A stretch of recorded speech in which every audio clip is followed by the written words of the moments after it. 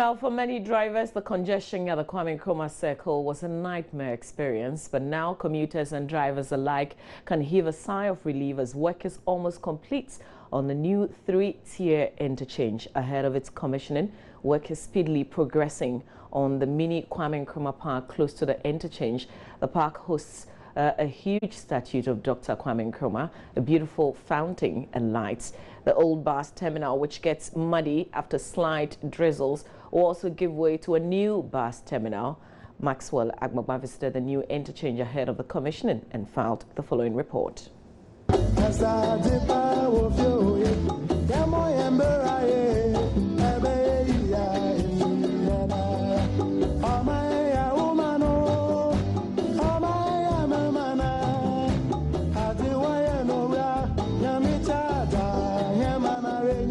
If it's been a long time that you visited the Kwame Nkrumah Circle, this is what the new three-tier Kwame Nkrumah interchange looks like. It is one that you need to see with your own eyes. The infrastructure and the construction of this beautiful edifice is one that you need to see for yourself. On my right-hand side is construction ongoing right now. It is a construction of a statue. That statue is done. It is a statue of Dr. Kwame Nkrumah, the man who gave independence for Ghana.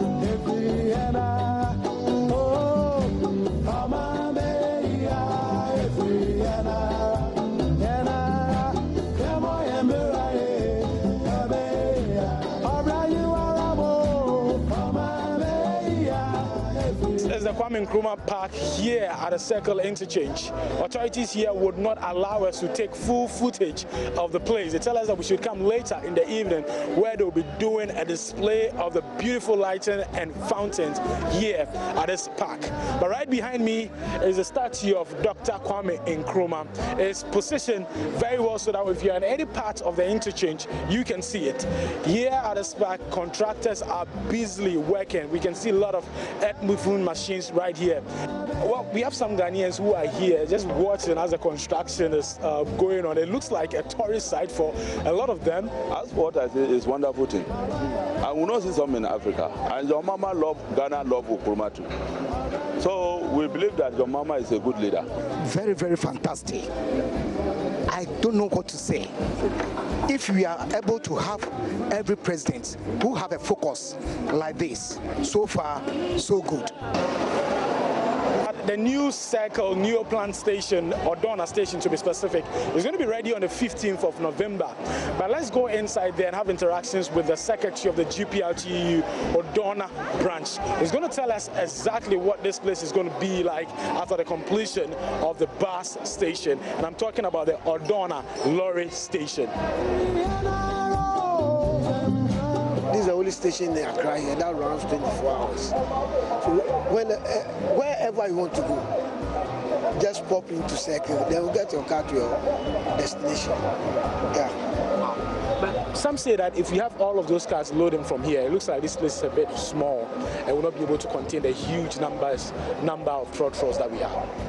You see, we've got a plan so that when we see that the place is going full, we've got a landing bay behind the local station. So we park some of the cars there. Oh, okay. So not all the cars will park here? So we'll call you when there's a space. Then they call you, they'll come and look, and you go. The old lorry station, how bad is the place? Before getting this new one, how bad is the old lorry station? You see, when it rains, in fact, it's a nice one. You see, so we thank the government for upgrading this place for us. We thank you very much. For Joy News, Maxwell Agbagba.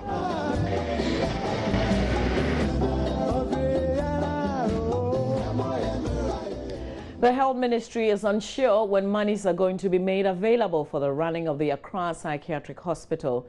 Deputy Health Minister, who spoke at a news conference, said the ministry is working with the Finance Ministry for the release of funds, but cannot tell exactly when they will be made available.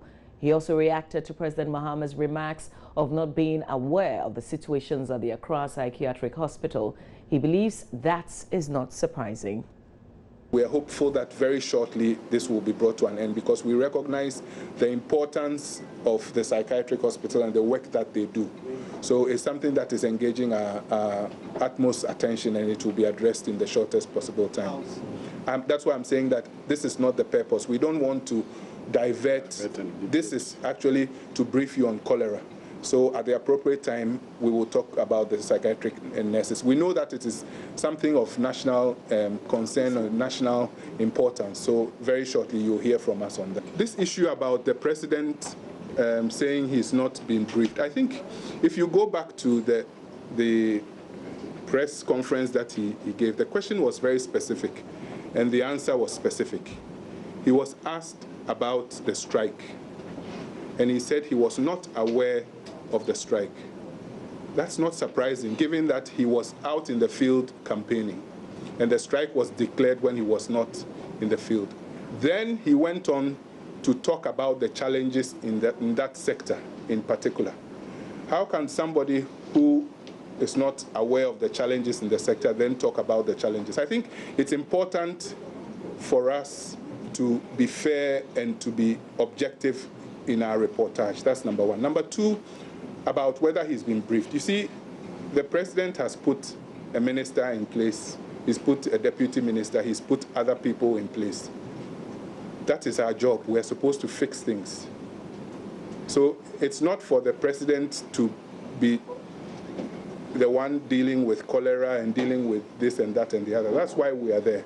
And that's why we've called this press conference. That's why we're telling you what we've done, what we will be doing. And in the same way, when it comes to the issue about the psychiatric nurses, we will also tell you what we've done, what the next steps are, and so on. Place to fix problems. It's not every challenge that we run to the president in real time with. There's division of labor. So when something happens today, it doesn't mean that he will get to know about it today if his minister is in place to fix the problem. I hope I'm clear. So the fact that he has a phone is of incidental value, because maybe that is not the right time to brief him. There will be the time to brief him about this. Let's get on to other issues. On flag bearer of the Progressive People's Party, Dr. Papa Kwesi Nduom, is courting organized labor to encourage its members to vote for a leader who has a proven track record of creating jobs. The PPP flag bearer said this when he met members of the Trades Union Congress Wednesday here in Accra. His interaction with organized labor comes 2 days after members of the TUC interacted with the flag bearer of the New Patriotic Party, Nana Addo Dankwa Akufo-Addo. Here's Ernest Menu's report.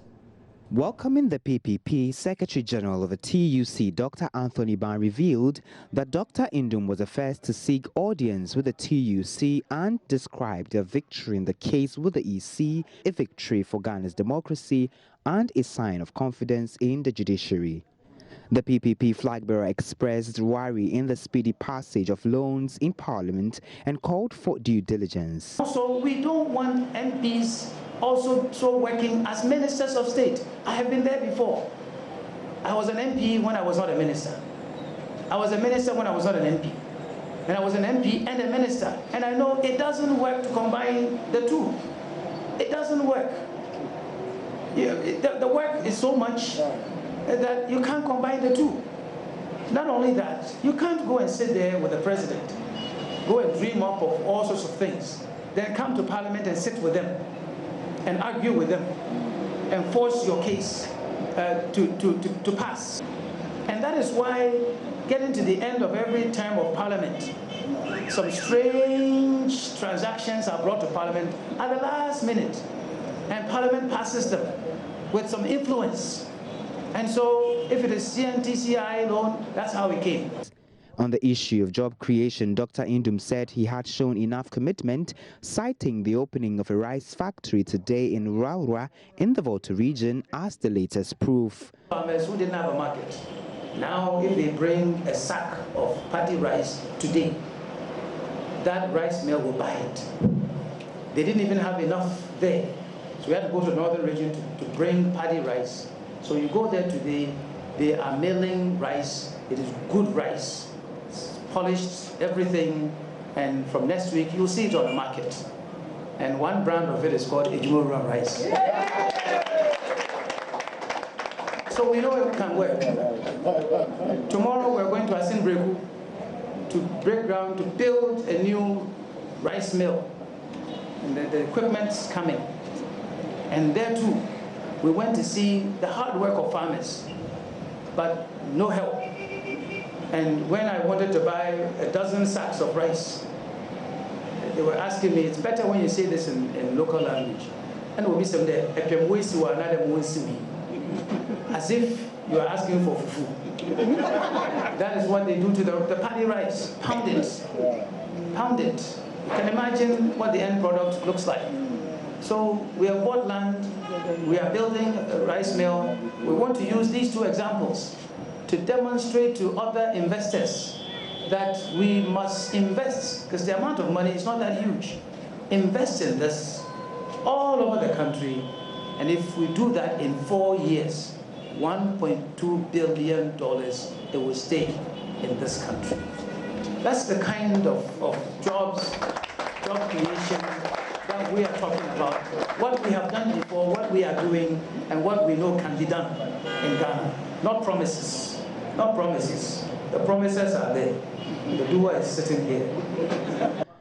Responding to a question on his fortunes in the elections, he revealed attempts by the party to form a coalition with some political parties, but yielded no results. For December 7th, there is no party to partner with. We actually tried to form a coalition with others before people started announcing presidential candidates. And if you recall, we are probably the last political party to choose a flag bearer for that reason. So we tried, and that didn't work. We even tried to work with some political parties to say, okay, we'll give you these constituencies, you give us these other constituencies, and let's work to at least have a partnership over the parliamentary seats. That too didn't work. There's only one place where that alliance is working, South Dine, and it's working very well so far. And so we've tried that. So we can only look for, now the next question you ask me is, what about if there's a second round? Well, I can sit here and tell you confidently that Papa Kwesi Indom sitting there on the ballot paper, if there's a second round, it will be PPP and so. Well, Vice President Kwesi Amissah-Arthur has asked residents of Bumprugu in the northern region to resolve their differences through peaceful means in order to speed up development in the area. Bumprugu's under a 15-hour curfew following multiple sporadic violent clashes in the last few years. Residents have appealed to government to lift the curfew as farmers in the area are unable to stay long hours in their farms. But introducing the NDC's parliamentary candidate, yesterday, Vice President Amissah-Arthur urged the residents to unite to ensure they attract the needed investments. We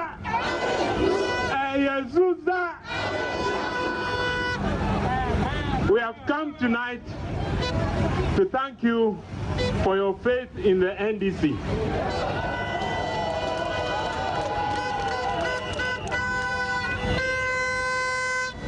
Today, this evening, we have come to introduce Anthony Gingong to the electorate.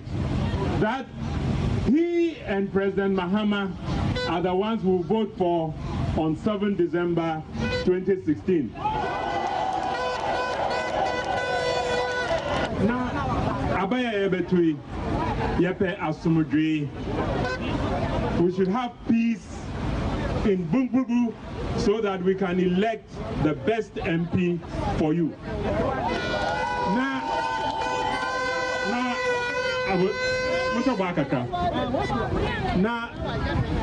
election for development, election for the future, for our children and our children's children. Now, say a quan, ye nyasika, ye mfenya kwano, ye nyasika, mfenya school, ye nyasika, mfenya hospital. Now, 7,500 cedis monthly salary alone to buy a four-wheel drive and an end-of-service benefits are still not enough for members of parliament exiting the house. For many, poverty and unemployment are dangers awaiting them in an unknown world outside the comfort of their chamber.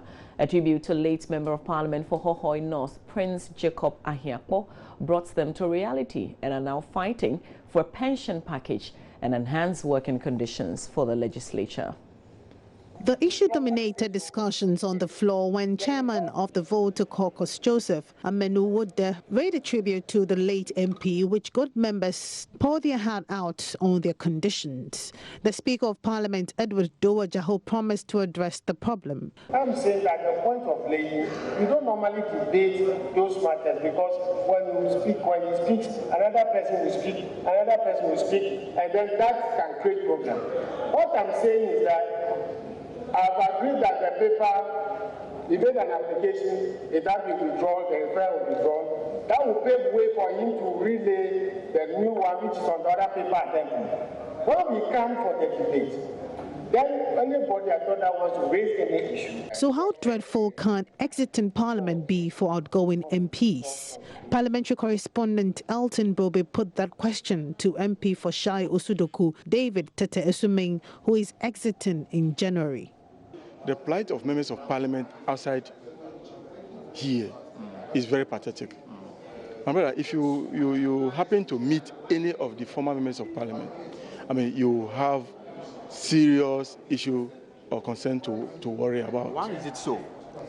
Well, I think it's all because, as a member of Parliament, when you live here, you are not considered for any employment. I mean, you are unemployable. Why?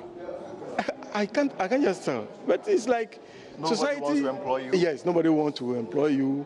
I mean, is it because they cannot pay you or you are not suitable for any job? No, maybe the perception of members when they are here.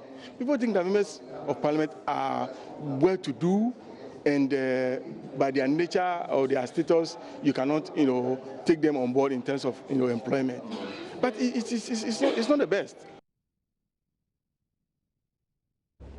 And that will be it for the AM News. We'll come back with the newspapers in a while. You're watching the AM show. Please do stay.